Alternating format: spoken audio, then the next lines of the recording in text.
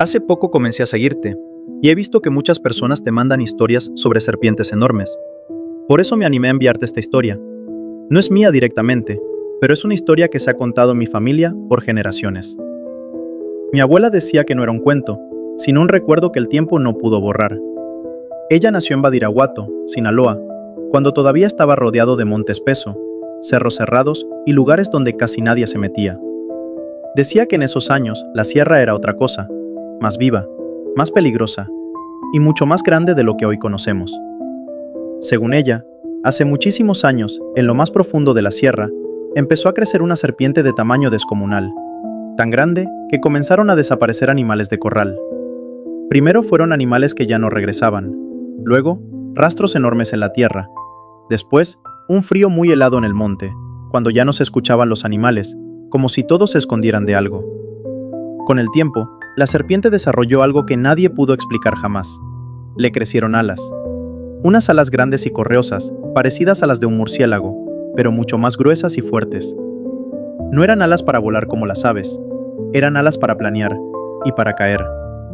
La bestia se empezó a alimentar de venados, jabalíes y animales grandes de la región, pero cuando la fauna empezó a escasear, el hambre la obligó a acercarse al pueblo. Ahí fue cuando comenzó el verdadero terror. Mi abuela siempre aclaraba algo importante. La serpiente no cazaba de día, esperaba la noche. Decía que usaba los cerros como punto alto. Desde ahí se impulsaba con sus alas y se dejaba caer en picada sobre las casas más apartadas. No se escuchaba nada al principio, solo cuando ya estaba encima. Su método era aterradoramente simple.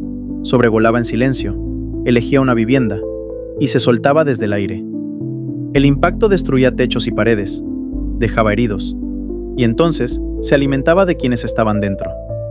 Los viejos del pueblo decían que lo peor no era verla, era escucharla. Un ruido parecido al viento de tormenta, como si algo enorme cortara el aire. Luego, un golpe seco. Y después, gritos de auxilio que se apagaban demasiado rápido. Mi tatarabuela y mi bisabuela pasaban las noches rezando. Nadie salía a ayudar. Nadie se asomaba, porque quien lo hacía, no regresaba. Solo esperaban el amanecer para ver qué casa había sido la siguiente. Hasta que un día, los hombres del pueblo entendieron que no podían seguir esperando su turno. Construyeron una casa falsa, usando madera vieja y láminas mal clavadas. Por dentro colocaron palos afilados, picos improvisados y todo lo que pudiera herir a una criatura de ese tamaño. Afuera, sentaron a un solo hombre, valiente, acompañado únicamente por el fuego.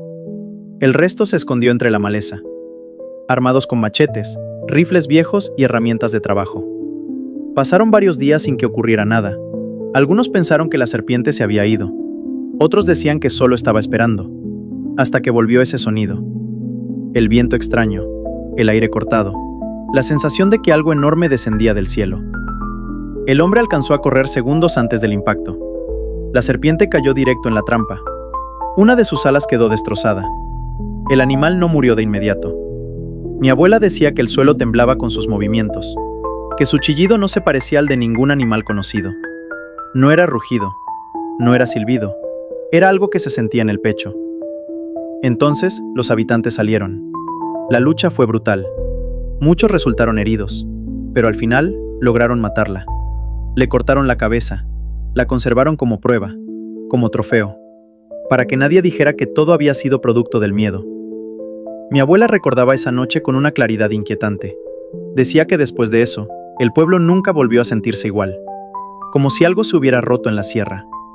Y hasta sus últimos días, contaba la historia una y otra vez. No para asustarnos, sino para advertirnos. Siempre terminaba diciendo lo mismo, que la sierra guarda secretos, que no todo lo que vive en la sierra ha sido descubierto, y que hay criaturas que llevan siglos vivas, tan grandes, que el tiempo decidió esconderlas, no desaparecerlas. Ella siempre terminaba diciendo que en este mundo existen cosas difíciles de creer, pero no por eso dejan de ser reales.